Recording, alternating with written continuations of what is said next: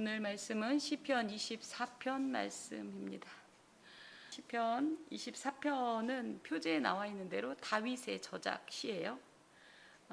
미즈모르 레 다윗 이렇게 얘기하는데 다 다윗의 시지만 다윗의 시라고 얘기할 때는 우리가 그냥 다윗이 그냥 그때그때마다 필나는 대로 적었나 보다 그렇게 생각하지 말고 이 내용은 이럴 때 짓지 않았을까? 이런 좀 상상도 가능합니다.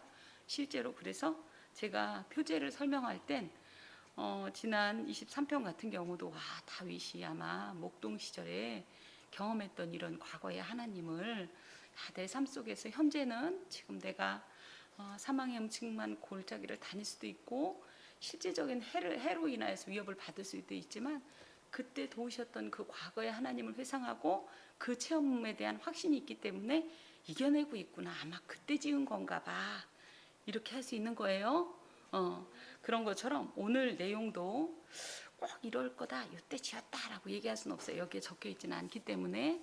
하지만 전반적으로 분위기가 굉장히 좀 업된 분위기, 그래서 약간 축제의 분위기가 좀 연상이 되고 무엇보다도 7절부터 10절까지 계속 반복되는 어떤 이런 영광의 왕의 입성에 대한 찬양 내용으로 보아서 아마 이게 우리가 잘 알고 있는 사건입니다. 사무엘 하 6장에 보면 그 베레스 우사 사건 이후에 실제적으로 예루살렘으로 여호와의 언약궤가 입성할 때, 그래서 다윗이 속옷을 보일 정도로 춤을 추고 기뻐하면서 그 여호와의 언약궤의 입성을 이 기뻐하였던 그 장면을 연상한다. 그래서 많은 학자들이 아마 그런 사건을 배경으로 이 시편을 이 24편을 짓지 않았겠는가 이렇게 말을 합니다. 그래서 이 찬양시는 내용상 찬양시이고요. 24편은 그 다음에 메시아 예언시라고도 불려요. 그래서 물론 이제 계속 반복되지만 특히 7절부터 10절 내용이 메시아께서 영광의 왕으로 모든 것을 승리한 후에 영광의 왕으로 등극하시는 장면을 연상하기 때문에 메시아 예언시라고 말을 하고, 그래서 많은 교회에선 부활절날 이 시편 24편을 낭송하기도 하고 또 이걸 본문으로 해서 말씀도 받고 그렇습니다. 그리고 예수 그리스도의 승천일, 예수님이 부활하시고 나서 며칠 만에 40일 만에 승천을 했죠. 그 내용이 이제 사도행전 1장에 나오는데 그때 애를 기념한 것을 예수 이제 승천주일이라고 하는데 이때도 또 이런, 왜냐하면 그렇게 그 승리 왕으로, 그래서 빌립보 찬가, 빌립보 6장 2장 6절에서 11절 내용에 보면 모든 무릎을 그 앞에 꿇게 하시고 이러면서 주께서 하나님께서 예수 그리스도를 높여주신 그런 기록이 나옵니다. 그래서 그것을 이 승천을 경험한 제자들이 생각을 하면서 그런 영광의 왕으로 입성하시는 주님을, 그리고 무엇보다도 그것이 뜻이 하늘에서와 같이 땅에서도 이루어지는, 그래서 실제적으로 예수께서 영광의 왕으로 저 천성에 등극하심과 같이 이 땅에서도 등극할 것을 바라보는 그 재림을 바라보는 그런 마음으로 예수 승천 주일에도 이 시편을 낭송하곤 했다고 합니다. 좀 내용을 보면 크게 보면 세 부분으로 나눌 수가 있어요. 그래서 1절부터 2절까지는 창조자 하나님 여호와의 이 주권을 선포하면서 이분은 마땅히 찬양을 받으실 만한 분이다. 이렇게 여호와의 이 주권을 선포하고 찬양에 대한 당위성을 강조하고 있어요. 그리고 3절부터 6절까지 보면 또 전혀 분위기가 바뀌면서 하나님께 예배할 만한 사람은 누구냐? 하나님께 예배 드리려면 어떻게 한 사람, 어떤 사람이 예배 드려야 되지? 그럼 그 사람에게는 어떤 일이 일어나지? 이런, 그래서 여호와의 성산에 거하면서 복받을 자의 자격을 또 살펴보고 선포하는 내용이 있습니다. 그리고 7절부터 10절까지는 입성하는 왕을 위한 찬양 선포로서 아까 말씀드린 것처럼 메시아 예언에 관한 내용을 다루고 있다. 이렇게 우리가 볼 수가 있습니다. 봅시다. 땅과 거기에 충만한 것과 세계와 그 가운데에 거하는 자들은 다 여호와의 것이로다. 그래서 땅과 거기에 충만하다라는 것은 뭐예요?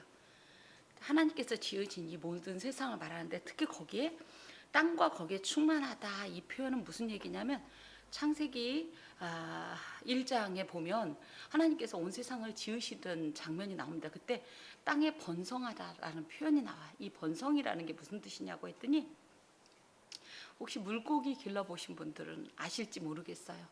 특히 그 구피인가 그 열대어가 엄청난 번식력이 있죠. 얘네들이 바글바글 이렇게, 무슨 얘기인지 아시겠죠? 그래서 그 어떤 그 공간이나 어떤 그 세계에 바글바글한 이런 상태를 번성이다 내지는 뭐 충만이란 표현이 또 다르게도 표현했지만 이것도 같이 포함이 됩니다. 그러면서 이 내용은 창세기 1장 1절에 뭐라고 돼 있어요? 태초에 하나님이 천지를 창조하셨다라는 이 선포가 다시 한번 리마인딩이 되면서 맞아, 우리 하나님이 그런 분이시지 하면서, 그렇기 때문에 이 온 우주는 누구의 소유다? 우리 하나님의 소유다, 이걸 선포합니다. 특히 이 충만이라는 말이 멜로라는 말인데, 하나님의 창조는 어떤 것에도 부족함이 없고 결핍감을 느끼지 않을 정도로 완전한 것이어서 이런 뜻이에요. 그러니까 애초에 하나님께서 태초에 이 땅을 창조하실 때 지금과 같은 결핍이 없었다는 거예요. 실질적으로 아담이 뭐 노동했다는 얘기 있어요? 그죠? 그런데 그가 먹고 마시는 게 부족했나요? 하나님께서 애초에 지으셨던 세상은 그래요. 근데 지금은 왜 이렇게 우리는 날마다 노동을 하고 수고를 해도 날마다 부족할까요? 죄가 이 틀을 깨버렸기 때문이에요. 하나님께서 주신 이 소중한 원리를 죄가 다 잃어버리게, 빼앗기게 만들었기 때문에 이런 겁니다. 그래서 그런 세상을 창조하신 우리 하나님을 찬양하자, 그런 뜻이에요. 또 세계와 그 가운데에 거하는 자들은 다 여호와의 것이로다. 이것은 온 세상의 피조물들은 다 하나님께서 지으신 세계 속에서 존재할 수밖에 없다. 그렇죠? 사실 뭐 하나님이 천지를 지으셨냐 마냐 이렇게 건방진 소리들을 많이 하는데, 그러면 누가 지었다고 얘기할 거예요? 이 어마어마한 공기를 누가 이렇게 대고 있어요? 누가 이런 이 땅을 정말 이렇게 쉬지도 않고 이렇게 변함없이 몇천 년간, 그죠? 아침이면 동쪽에 해가 떠오르고 저녁이면 해가 지고 지구를 빙글빙글 돌려가면서 태양열에 적절히 온도 조절하고 빛 조절하고, 이거 누가 다 해요? 지가 다 알아서 한다고요? 예? 그래요. 그래, 누구 말 맞다나. 그래, 지구는 자전에 공전에 이렇게 할지 모르지만 그 모든 시스템을 만드신 분은 하나님이에요. 우리 제가 과학적인 어마어마한 지식이 있는 건 아니지만 지구 안에 어마어마한 자기장이 있죠. 얘로 인해서 다 조절이 돼요. 그러니까 사람들은 이 정말 뭘 알지도 못하는 무식쟁이들은 뭐라고 그러냐면 원래 지구는 그런 거야. 근데 이 땅엔 그러니까는 지어지지 않은 것이 없어요. 그 내용을 유일하게 완벽하게 기록한 것이 성경인데, 그 안에 보면 그야말로 그 어마어마한 자기장 누가 만들었게요? 우리 하나님이 다 그 시스템을 만든 거예요. 그래서 이 세상에 존재하는, 이 세상이라고 할 때는 지구를 포함한 전 우주적인 것을 말할 때 그 안에 있는 모든 것들은 다 하나님께서 지으신 것 안에서 그것을 토대로 살고 있다. 그렇기 때문에 또 따지고 보면 뭐다? 온 세상은 다 하나님의 것이다. 그러므로 우리 하나님이 왕이시고 우리 하나님의 이 절대적인 주권으로 이 모든 것을 다스린다. 그러니 그 안에 있는 자들은 이 모든 것에 대해서 기꺼이 찬양해야 되지 않겠는가, 이렇게 얘기를 합니다. 여호와께서 그 터를 바다 위에 세우시며 강들 위에 건설하셨도다. 터를 세우다라는 말은 야사드라는 말로 기초를 세운다는 말인데, 건축가가 건물을 지을 땐 뭐부터 지어요? 갑자기 어느 날 그냥 집이 쫙 하고 나타나요? 그죠? 처음부터 기초, 이 설계부터 시작되죠. 그래서 땅을 파고 거기에 이미 주추를 세우고 이런 작업을 하는 것처럼 하나님께서 이 세상을 그렇게 지으셨다라는 거예요. 그래서 하나님께서 건축가가 건물을 건축하듯이 온 세상을 지으셨는데, 놀랍게도 이것을 누구의 도움도 받지 않고 홀로 창조하셨음을 다윗이 고백하면서 이런 위대하신 하나님을 우리는 찬양해야 된다, 이렇게 얘기합니다. 더하여서 이렇게 우리 하나님, 그러면 우리는 좀 개인적인 측면에서 많이 생각하는데, 지금 24편에서 기록하고 있는 이 하나님은 전 우주적인 하나님을 선포하고 있어요. 이것은 단지 하나님은 누구 개인에게 국한되는 그런 신이 아니라는 거예요. 소속되는, 내지는 언제 설교 때 그런 얘기 했는데, 고대의 그 특히 중동 지역은 어떤 이 신관이 있냐면, 이스라엘은 이스라엘을 다스리는 신이 있어. 블레셋은 블레셋을 다스리는 신이 있어. 뭐 그쵸? 암몬 족속은 암몬 족속의 신이 있어. 이렇게 생각해서 이걸 지역 신이라고 합니다. 그럼 우리 하나님은 이스라엘만의 신일까요? 우리 하나님은 이스라엘만 다스리는 분이실까요? 아니라는 거예요. 우리 하나님은 그런 이스라엘에 국한되는 한 지역 신이 아니라 온 우주를 창조하시고 소유하신 분이 그것을 당신의 이 공의와 정의와 그 안에서도 돌보심과 그죠? 보호하심으로 이 모든 것을 통치하고 계시다. 이런 선포가 이 안에 있습니다. 특히 그분이 누구다? 2절에 보면 1절에 보면 계속 나오는 게 여호와. 우리 시편 읽으면서 처음에 많이 인식됐던 거 있죠? 여호와는 누구예요? 굳이 얘기하면 맞아요. 우리가 하나님 하면 우리 예를 들어 우리 아버지가 대통령이라고 할 때 하나님 하면 일종의 대통령 각하 이런 뜻이라고 하면 여호와 이런 뭐냐면 우리 아빠란 뜻이에요. 쉽게 말하면 그 대단한 대통령 각하가 사실은 내 아빠다. 이게 무슨 하나님 이런 선포도 있지만 여호와라고 표현할 때는 바로 그 대단하신 하나님이 그 위대하신 하나님이 나의 하나님이다. 이런 뜻을 갖고 있습니다. 이 여호와는 또 특히 단지 나의 그렇다고 해서 내가 소유할 만한 내 마음대로 할 만한 그런 존재라는 것이 아니라 이 어마어마한 세상 속에서 어떻게 나 같은 걸 알고 우리 그런 표현 해봤죠? 하나님 어떻게 나 같은 걸 이렇게 사랑하나?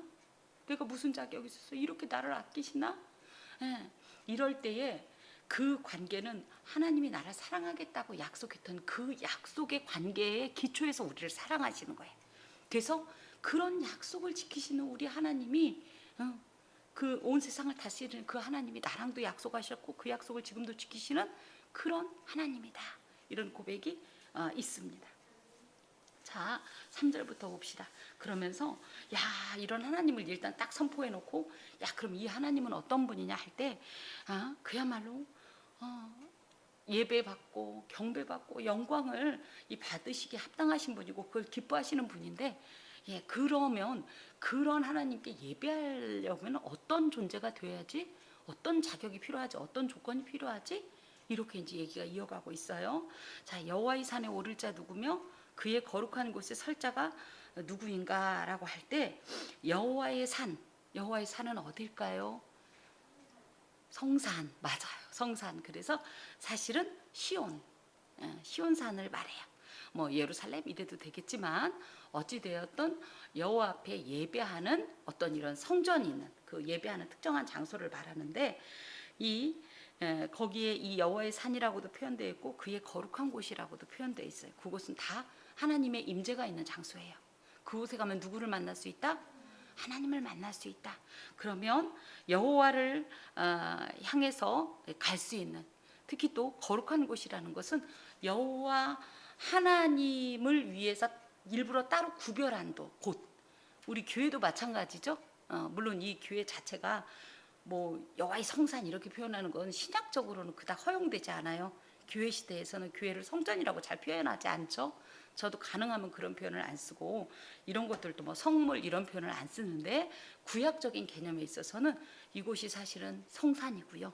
여호와의 성산이고 거룩 구별된 곳이고 이런 곳이긴 하지만 어찌됐든 하나님을 만나는 곳이란 말이죠. 그러면 이렇게 거룩히 구별된 곳은 아무나 갈 수 없는 거예요. 하나님을 위해 거룩히 구별됐기 때문에 아무나 갈 수 없어요. 그래서 그곳에 오를 자가 누구며 그곳에 설 자가 누구인가 할 때 하나님의 산에 왜 올라가요? 예배하러. 그죠? 여호와의 거룩한 곳에 왜 서요? 예배하기 위해서, 그분을 경배하기 위해서. 그래서 이렇게 예배드릴 수 있는 자격을 가진 자가 누군가. 근데 이 안에 오를 자라는 표현 가운데는 올라라는 표현이 있어요. 오르다라는 표현 자체가 올라예요. 올라. 혹시 올라라는 말을 기억하실까요? 응? 번제 맞습니다. 위로 올리다, 올라가다 이런 뜻을 갖고 있어요. 그래서 이렇게 위로 올라간다는 뜻에는 어떻게 보면 하나님 앞에 우리가 영적으로 성장하고 성숙한다는 의미를 가지고 있어요.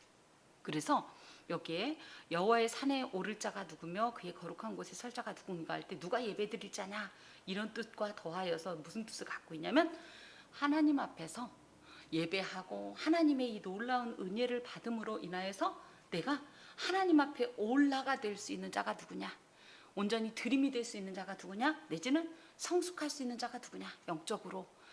이런 표현이에요. 그래서 이 말을 좀 정리해 보면, 하나님 앞에 예배 드리는 자는 반드시 영적으로 성숙하게 돼 있다. 누구는 그래요. 목사님, 나는 믿음이 어떻게 하면 좋아져요? 저는 그럴 때 뭐라고 하겠어요? 예배 드리세요. 우리가 드리는 이 예배가 저희가 생각할 때 뭐 그냥 내가 시간 좀 되면 드리는 거고 안 되면 많은 거지라고 할 수 있을지 모르지만, 한편으로 정말 우리 영혼에게 양약이 되고 양식이 되고 생수가 됩니다.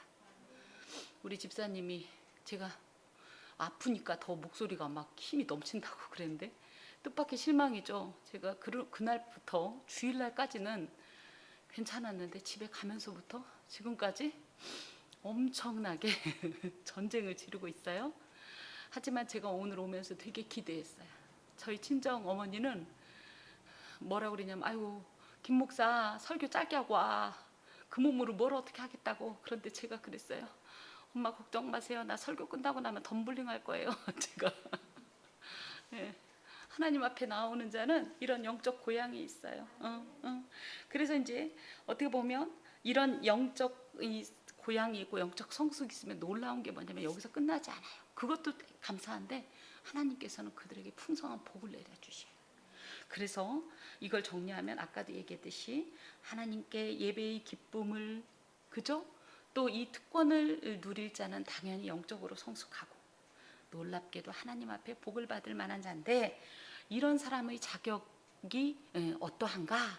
이렇게 지금 질문하고 있습니다. 그랬더니 이제 4절에 답변이 나와요.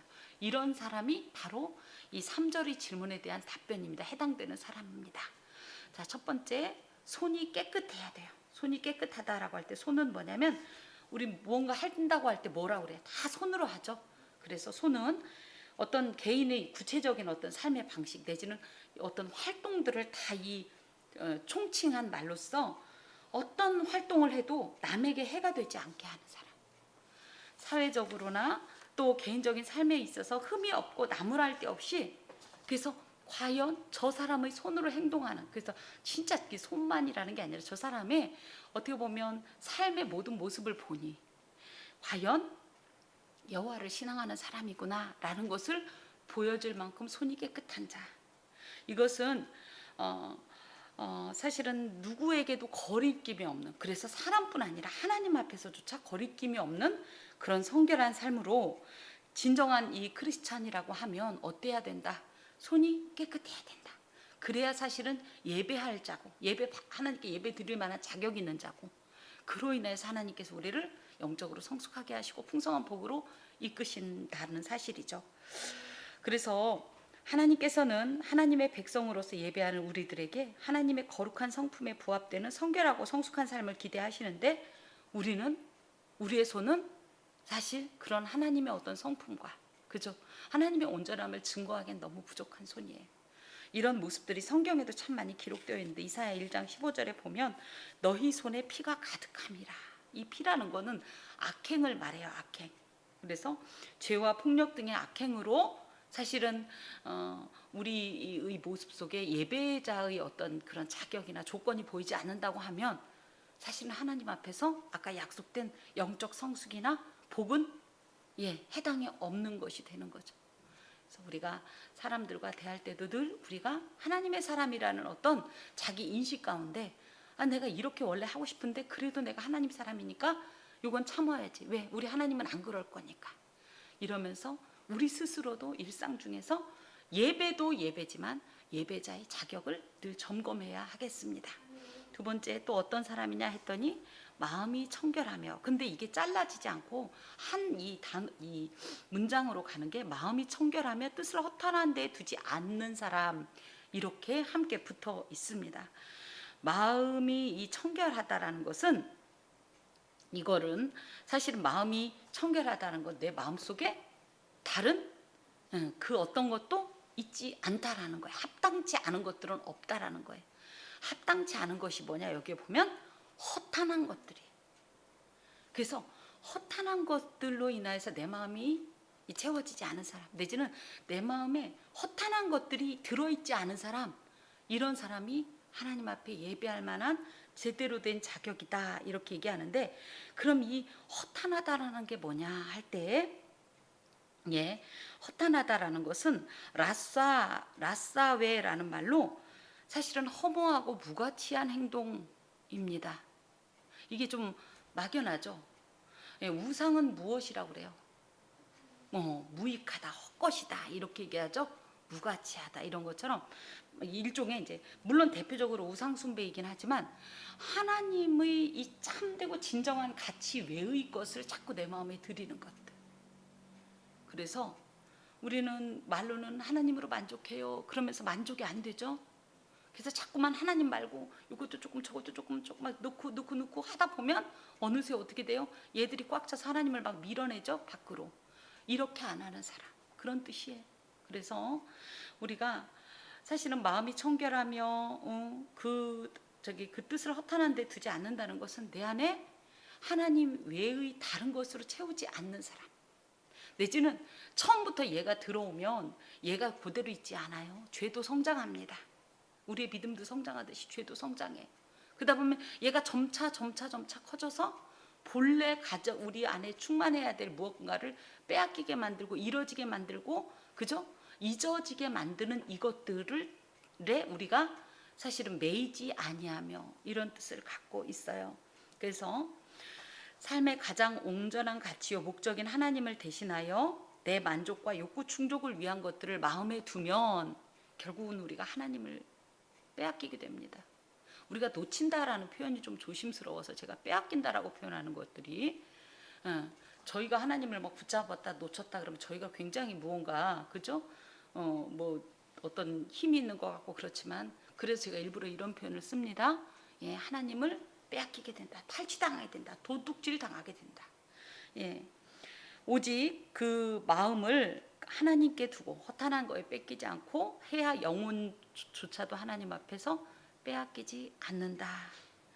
이 말씀과 연관되는 하나님의 계명이 첫 번째 계명이에요. 너는 나 외에 다른 신을 섬기지 말라. 물론 이것에 대한 구체적인 내용이 우상을 섬기지 말라라는 내용이지만 우리 안에 하나님 외에 수많은 신들이 존재할 수 있다라는 거예요.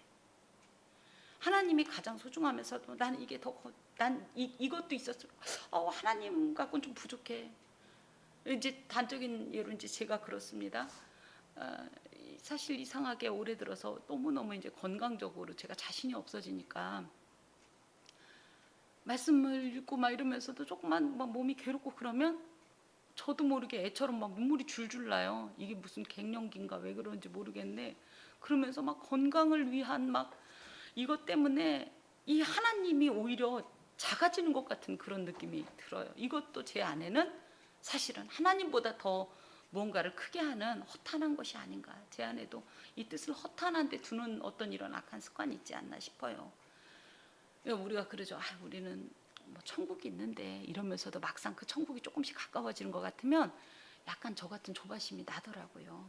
그런데 우리가 하나님께서 원하시는 건 어찌됐든 살든지 죽든지 하나님으로 우리의 심령을 충만하게 하는 것이, 사실 그렇게 사는 것을 원하시고, 그게 하나님만 계시면 다 돼 그럴지 모르지만 사실은 이 나중에 전체적으로 볼 땐 그게 옳습니다. 그런데 우리 마음에 불안해가지고 자꾸만 이것 조금 저것 조금 하다 보니까 놓치는데, 하나님께서는 그런 우리를 위해서 제1계명으로 너는 나 외에 다른 신을 섬기지 말라라는 말씀을 하시는 거예요. 내 안에 있는 어떤 허탄한 것들이 있다면, 그것 때문에 자꾸만 하나님의 어떤 이 자리가 내 안에서 저쪽으로 밀려지거나 한쪽으로 치우쳐지는 것 같다면 다시 정상화를 해야 하겠습니다. 자, 세 번째는 뭐냐면 거짓 맹세하지 않는 자다. 이걸 거짓말하지 않는 자라고 생각하는데 그거하고 조금 달라요. 거짓 맹세라는 것은 이런 겁니다. 이스라엘 사람들은 그런 거 있죠. 우리도 야, 하늘에다 대고 맹세, 뭐 이런 표현하죠. 나 거짓말 절대 안 해서 하늘에다 대고 맹세, 이런 표현을 우리만 하는 게 아니에요. 이스라엘 사람들도 참 많이 했는데, 그래서 이제 시편에 보면 하늘에도 말라, 뭐 땅에도 말라, 이런 표현을 하고 그러는데, 자, 이때 우리는 그냥 하늘에다 대고 얘기했다면 이들은 꼭 하나님의 이름을 걸고 이렇게 맹세를 하곤 했다고 해요. 이게 자신의 진실성을 입증하려고. 그런데 이 중에는 거짓 맹세하는 자들이 이렇게 하나님의 이름을, 거룩한 이름을 자기 악한 목적을 성취하기 위해서 막 도용을 하는 것을 두려워하지 않고 행했다고 합니다. 그러니까 사람들이 그렇게 행동하니까 그래도 되는가 보다 했을지 모르지만 엄연히 얘기하면 그것은 절대 하나님을 온전히 신앙하는 예배자의 어떤 조건에서 빗나가는 거죠. 합당치 않은 삶인 거죠. 하나님을 두려워하지 않고 자기 악한 목적을 성취하기 위해서 하나님의 이름을 도용하는 악하고 의도적인 범죄들을 하나님께서 모르실까? 당연히 아시고 그냥 넘어갈까? 안 넘어가셔요. 결코 간과치 않는다는 거예요. 오죽하면 예수께서도 마태복음 5장에 보면 도무지 맹세하지 마라. 그 맹세라는 것이 이 하늘에다 대고 하나님의 이름을 함부로 망령되이 일컬으면서 맹세하지 말라는 말씀을 하시는 겁니다. 이것이 이제 관계되는 계명이 제3계명이죠. 그래서 너는 내 하나님 여호와의 이름을 망령되게 부르지 말라. 이런 행동을 하는 자는 예배자로 합당하지 않다. 지금 이런 얘기입니다. 그러면 이것이 현대적으로 어떻게 적용이 될까 할 때 저는 그런 상황이 제일 안타까워요. 예를 들어 이제 어떤 순수하고 그죠? 순진한 사람들한테 나 교회 장로예요. 나 못 믿어요? 나 우리 할머니가 뭐 전도부인이었고 우리 엄마는 누구였고 막 이러면서 사기치는 경우 알아요? 그런 경우들을 사실은 이 현대적으로 조금 저는 이 적용이 될 것 같아요. 그러면 우리도 때로는 나 예수 믿는 사람이야 해가면서 예수 믿는 사람이라는 이 온전한 정체성 대신 나의 목적을 위해서 예수님의 이름을 막 갖다 써먹을 때, 그죠? 나의 신앙을 팔아먹을 때 이런 것들이 결코 하나님 앞에 합당치 않아요. 그러니까 예를 들어 드리는 말씀이에요. 이제 이런 것들은 결코 하나님께서 원하시는 또 하나님께서 인정하시는 예배자의 자격이 되지 못한다.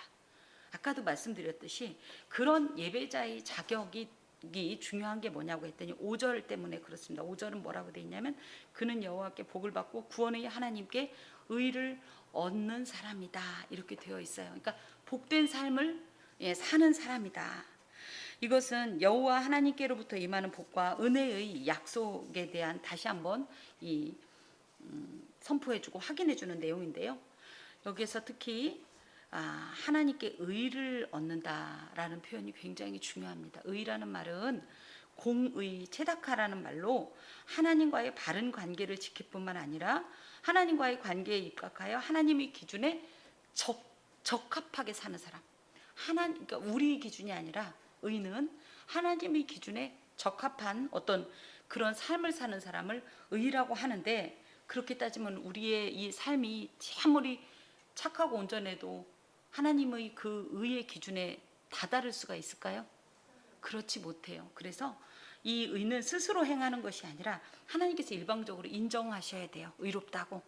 그럴 때 그 의를 얻게 되는데, 그러려고 하면 우리가 어떻게 하면 그 의를 얻을 수 있을까? 이제 대표적으로 예수 그리스도의 의의 옷을 입는 거지요. 그런데 예수 그리스도의 의의 옷을 입는다는 것이 예수님의 이름으로 믿습니다 하고 끝나는 거가 아니에요. 그러면 예수 그리스도의 의의 옷을 입었다면 예수 그리스도의 의로운 행동을 해야 돼요. 그렇죠?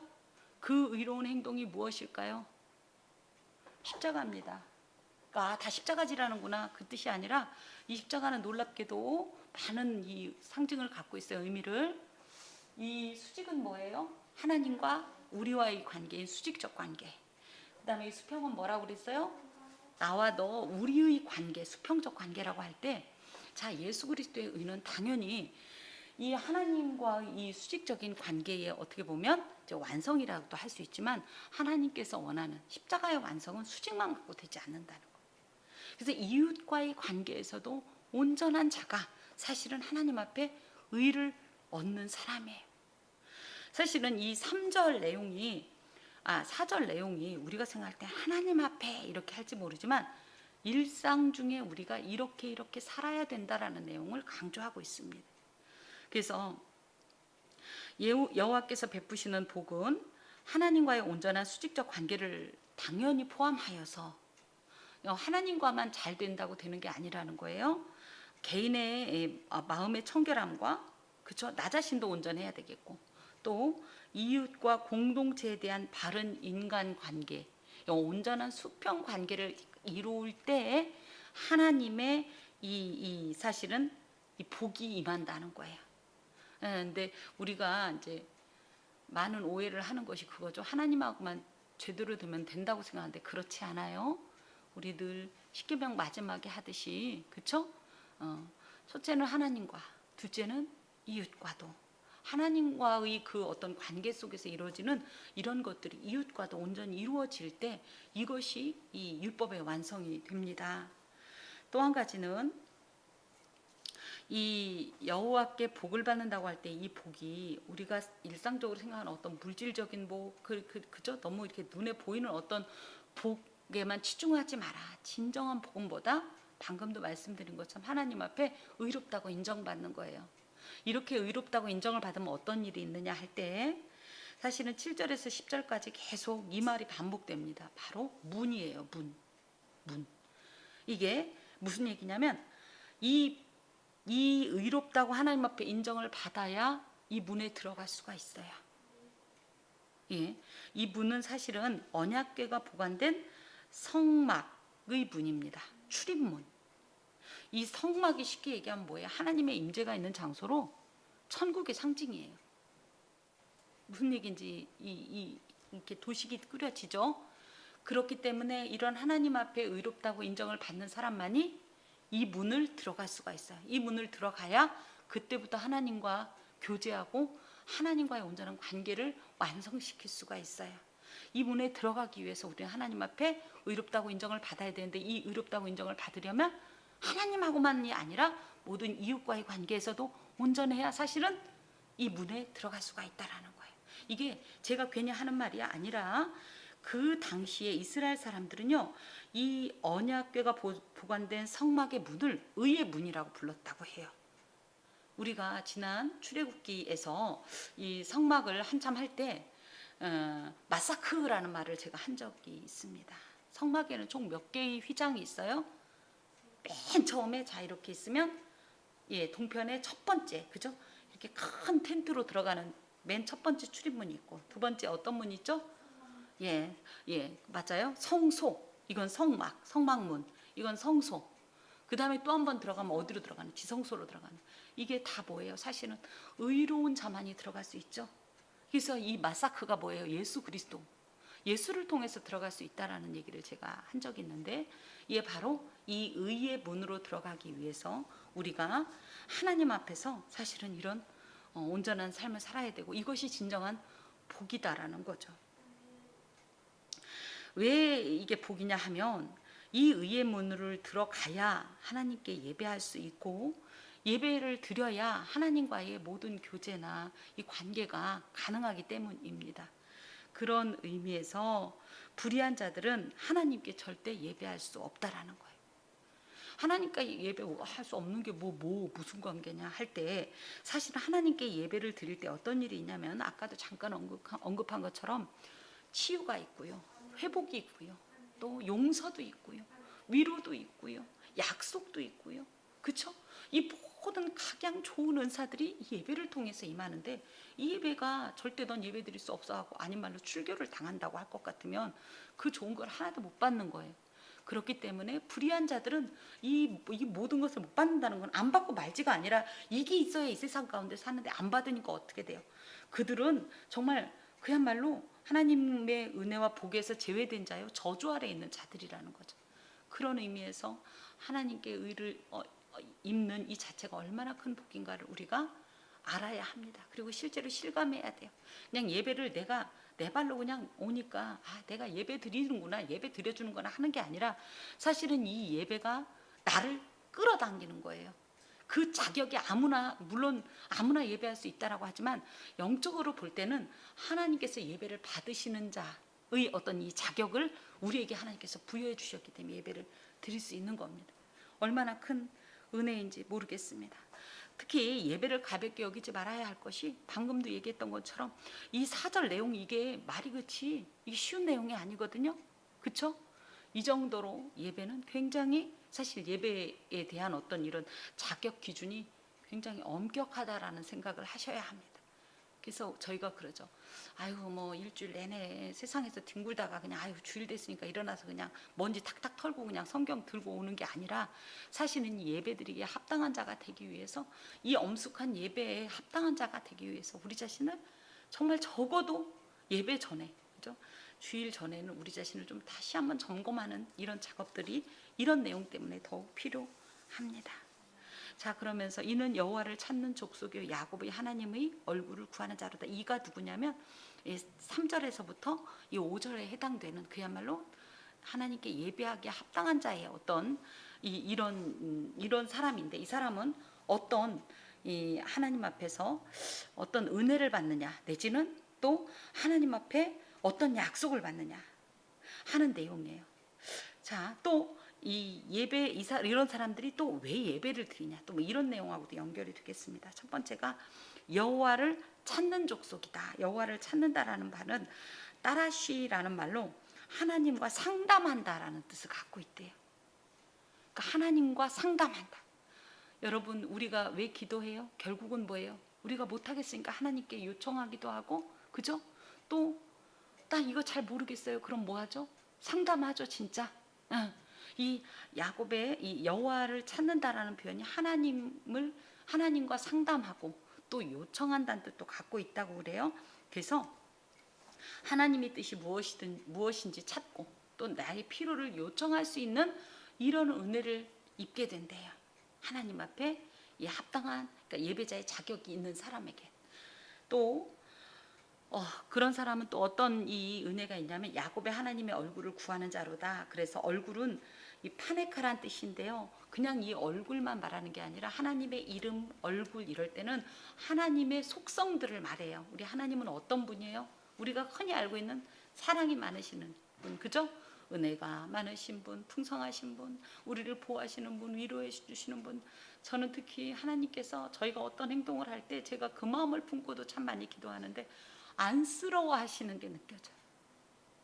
저는 그럴 때 참 눈물이 너무 쏟아집니다.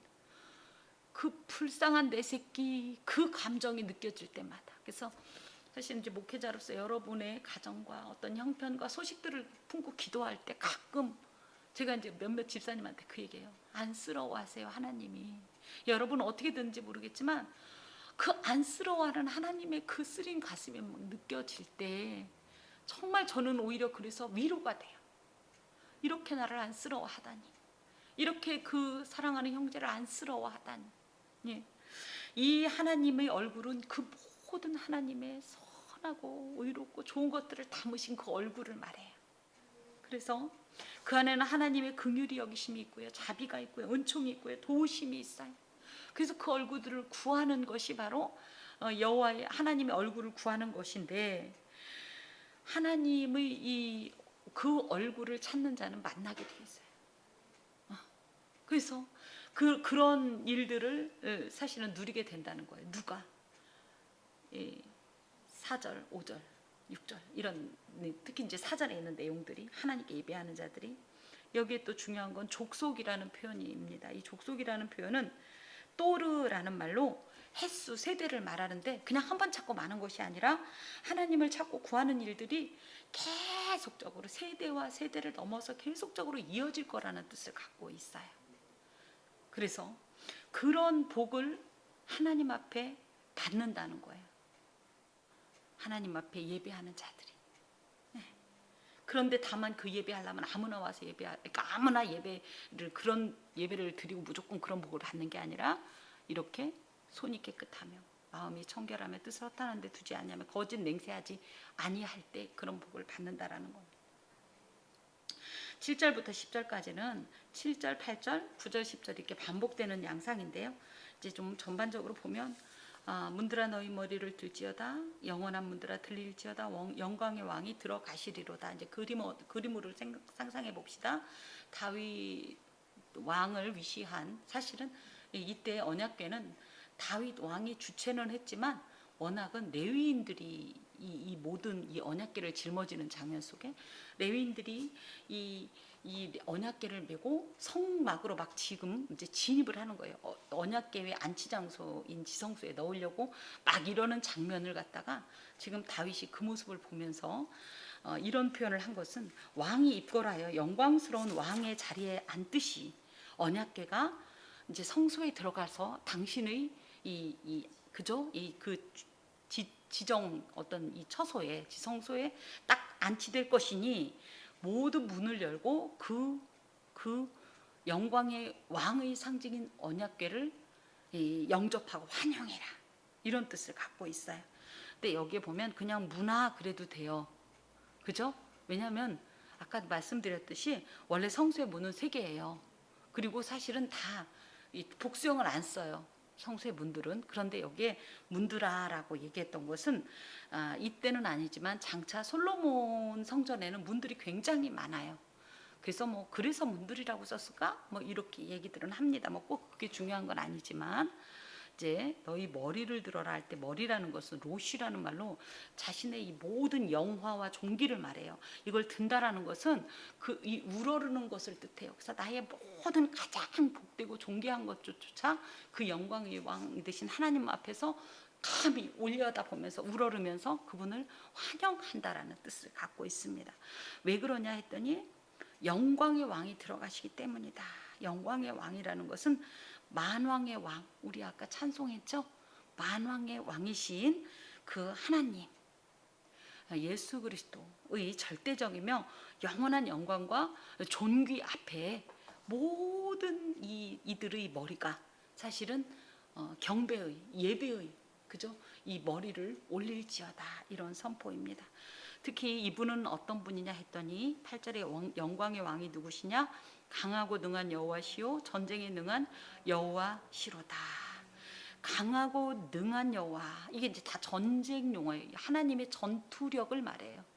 하나님은 전쟁에 능한 여호와시다. 하나님은 싸움에서 절대 지지 않는, 그저 모든 싸움의 완전한 승리자이십니다. 그래서 하나님께는 확고한 승리와 번영이 약속된 그런 분이신데요.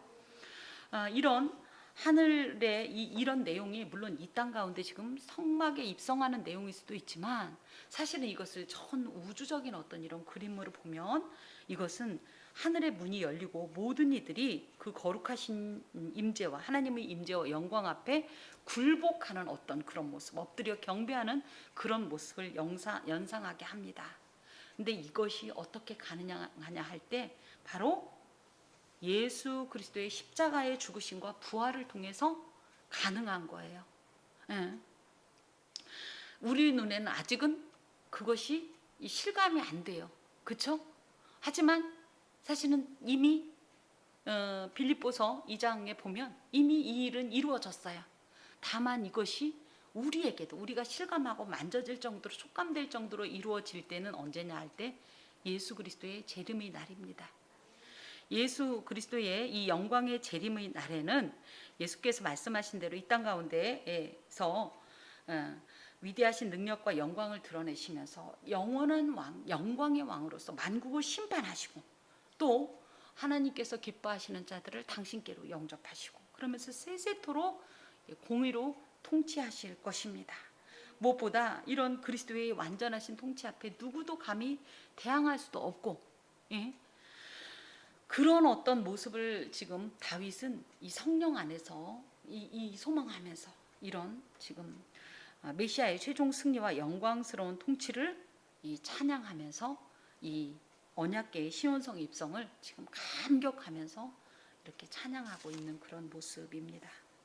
24편을 통해서 우리가 조금 더 점검해 봐야 될 것은 우리가 예배드리러 올 때 사실 나의 전인적인 상태를 점검할 필요가 있어요. 제가 전인적이다라고 했을 때 보통 우리의 영적 상태 이렇게 얘기하는데 저는 가능하면요 주일에는 시간도 딱 구별하시고, 그죠?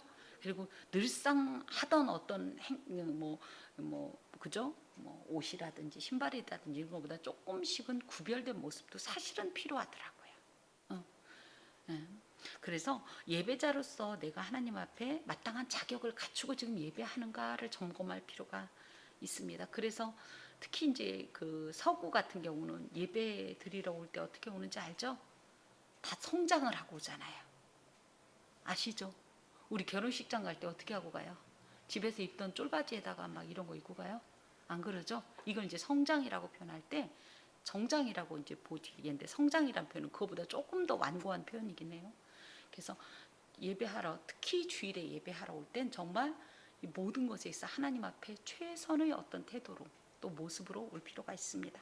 두 번째, 하나님께 나올 때는 하나님의 역사에 대한 기대감을 가지고 나오셔야 돼요. 하나님은 이런 약속 하셨지. 아이고 오늘도 그냥 가서 어떻게, 그게 아니라 야 오늘은 어떤 하나님께서 음성을 주실까, 어떤 확신을 주실까, 어떤 은혜로 나를 또 감동시키실까, 그리고 오늘은 얼마나 행복할까, 이런 기대감을 가지고 예배를 드립시다.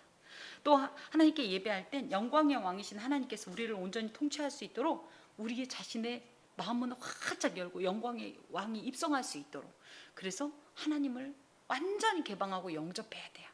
그래서 이제 단적인 예로 예배하는 태도도 중요해요. 예배 드릴 때 가끔 제가 이제 학교 다닐 때 교수님이면 목사님이거든요. 목사님들을 가르치시는 목사님들인데, 교수님 중에 꼭 맨 앞에 앉아, 교수님들이 이제 체프 시간에 맨 앞에 앉아서 예배 드리는데 꼭 다리 꼬고 앉아 예배 드리는 목사님들을 볼 때마다 제가 가서 그 다리를 내려드리고 싶었어요. 그게 뭐예요? 사실은 우리가 그냥 다리가 아파서 그 편의상의 어떤 행동일 수 있지만, 이런 모든 것조차도 하나님 앞에서의 우리의 마음의 태도를 생각한다고 할 때 하나님을 의심하지 마세요. 그냥 그분한테 다 무장해제하고 나는 주님이 내 안에 충만하길 원합니다, 이런 소망의 마음으로 예배를 드리십시다. 영광의 왕이 들어가실 때 문들이 머리를 들고 영광의 이 왕의 입성을 기꺼이 찬양하고 경배하듯이 말이에요. 마지막으로, 하나님은 강하고 능하신 분이셔요. 어떤 전쟁에도 반드시 승리하시는 분이십니다. 그런 하나님께서 우리가 당한 문제를 해결 못하실 게 없어요. 다만 하나님 뜻 안에서, 내 뜻이 아니라 하나님의 뜻 안에서. 내 뜻대로 안 됐기 때문에 하나님이 실패하거나 패전한 게 아니에요. 그러므로 이런 확신을 가지고 하나님의 도우심과 보호하심을 신뢰하면서 우리가 할 건 뭐냐? 하나님을 뜨겁게 찬양하는 거예요. 이것이 바로 하나님께서 기뻐하시는, 하나님께서 받으시는 예배자의 자격입니다. 기도하겠습니다. 하나님 감사합니다. 우리는 아무런 자격도 없고 조건도 없지만 그래도 하나님께서 감동하시는 바에 따라 우리 자신을 완전히 열고 하나님을 영접하길 원하고, 우리 자신을 살펴서 우리 삶의 자리, 우리의 모든 발자국을 돌아보면서 합당치 아니한 것들을 제거하길 원합니다. 거룩한 성령의 불로 이 모든 합당치 않은 것들을 소멸하여 주시옵소서. 하나님 도하여 전쟁에 능하신 그 하나님 앞에 하나님 우리의 모든 삶을 내어 맡기고 의뢰하면서, 우리는 참으로 하나님께 다 맡겼으니 염려와 근심에서 해방되어서 참 속도 없이 참 편하게 어린아이처럼 그저 우리 하나님을 아주 마음껏 찬양하고 예배하게 하옵소서. 좋은 것 주신 하나님을 찬양합니다. 우리 하나님을 사랑합니다. 예수 그리스도의 이름으로 기도하오며, 여호와는 내게 복을 주시고 너를 지키시기를 원하며, 여호와는 그의 얼굴을 내게 비추사 은혜 베푸시기를 원하며, 여호와는 그 얼굴을 내게로 향하여 드사 평강 주시기를 원하노라. 아멘.